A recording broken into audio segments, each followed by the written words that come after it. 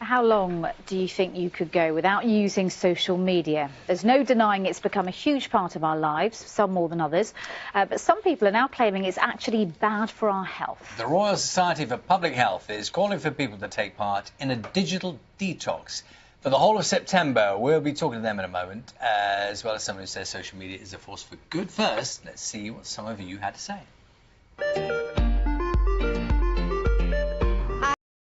Social media every day, pretty much, really. I use it for personal, keeping up with friends. I use it so much. I probably use it on a daily basis. I use it because it's quite entertaining. I used to use it a lot a few years ago, but now I'm going weeks without even logging on.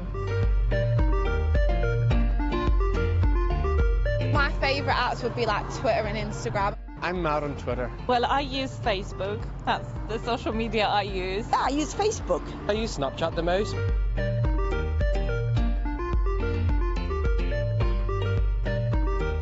A social media detox would probably just make me feel completely cut off. I don't feel like I'd be able to have any contact with my friends. I definitely feel like I could do it for a week, maybe even kind of like start with a weekend, do it for a week, but not a month. I've done 6 months off Facebook, so that's no problem. I think so, but not everyone's like me, I don't know. Would you go for detox? Would you be able to kind of switch off? Probably. Okay, well, I don't know. I'm not quite so sure about that, but I would love the idea. Could do it. It would be, I think it's a good idea. Well, joining us now is Ed Morrow from the Royal Society for Public Health and Bex Lewis, who is a lecturer in digital marketing at Manchester Metropolitan University. Welcome. So what are you asking people to do? Scroll free for September? So we're asking people to give up all their personal social media use, so that doesn't include work use, it doesn't include instant messaging apps for the month of September. That could be completely cold turkey, or you could choose another option. You could choose just not to use it in the bedroom, for example, because of the impact of sleep, or just not to use it at social events so that you're not impacting those real-world interactions.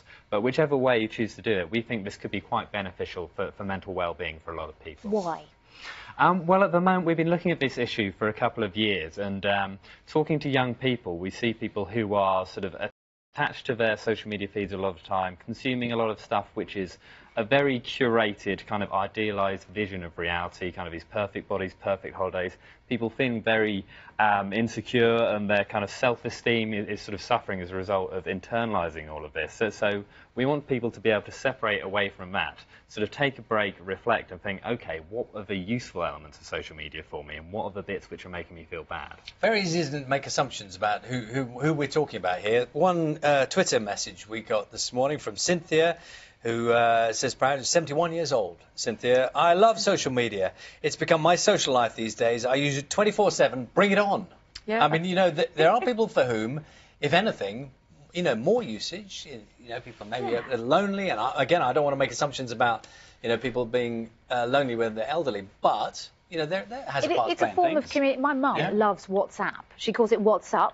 But again, you know, you can have those family WhatsApp groups, and it is a lifeline for a lot of people, and it's another form of communication that maybe people who are older didn't have before.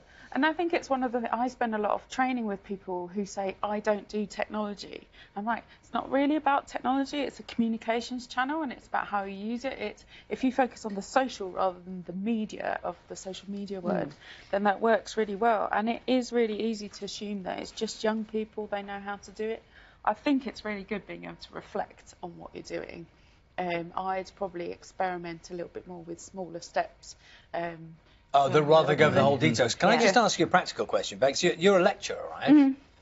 So you walk into a lecture hall, and you lecture in digital marketing, and you see someone looking at their phone or tweeting, or I mean, do you have a position on it?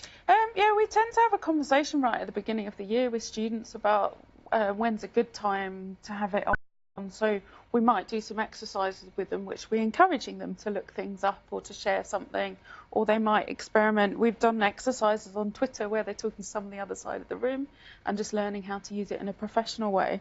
But obviously, if you're trying to give a lecture, then you kind of hope that they're paying attention to what you're doing. I do tell them, but it's, you know, they're adults, so it's kind of a certain amount of responsibility. But it's thinking about the pressures Because part of my worry is that we focus on trying to fix the technology problem, where actually a lot of it is a cultural problem. The pressure to respond quickly, the pressure to do really well in exams, to get good jobs, buy a mortgage, all that kind of stuff is massive pressures on young people. And this allows a bit of space to let off steam, and people don't always do it particularly well. So. But it's the addictive quality. I mean, I'm on social media. You're not. You don't do social media at all. Not a lot, no. Well, so there is a way. Is it 10 hours or something? Yeah. So there is a way of finding out how long you spend on apps. So for me, over the last 7 days, I've spent 5 hours on Instagram, 3 on Twitter, 2 on WhatsApp. That's only 7 minutes on Facebook. I mean, is that a problem? Day, right? That's a day. That's 10 hours. That's scary. But within a week, that perhaps isn't that much for a lot of people. And actually, when you're starting to get over sort of 2 hours a day, that's when we tend to think of it as heavy usage. And there is emerging evidence now that people who are heavy social media users have lower mental health and well-being and sort of more emotional issues than people who have moderate usage. Is that direct causation or is that a correlation? We're not sure, but we definitely think that there is an exacerbating effect here. But really, it's as much down to or more down to the quality of your usage, what you're actually doing with that time online, the amount of time. Are you using it in a way that's connecting you with people you wouldn't otherwise, which is beneficial, or are you just being made to feel sort of insecure by the amount of stuff that you're scrolling through? Do you think, Bex, that people sort of delude themselves that stuff they're doing is necessary and important when, you know, in reality, if it just, as you're saying, if it just didn't happen, it wouldn't matter. But it actually wouldn't make no difference whatsoever. Well, I think it's thinking about that whole idea. Does everything we do have to be useful? And does everything we do have to be productive? So sometimes, is it okay? I think I know I'm doing something unhealthy when I'm sat on the sofa and all I've done is do that for like a quarter of an hour. But I'm kind of now aware enough. So I have reflected quite a lot on how I use mine. And I'm like, do you know what? I really need to go to bed. So it's thinking about how I use it.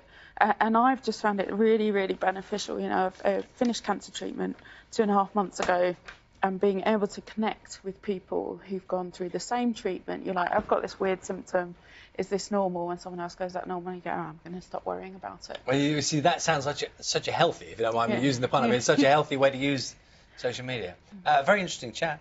Got people going this morning on social media. Which is, and thank you for sending in your messages. Diana on Twitter says, it's good to use social media, but my only wish is that folk would put their phones away when talking to you instead of reading or answering text. That's rude and unnecessary. Well, it is. This is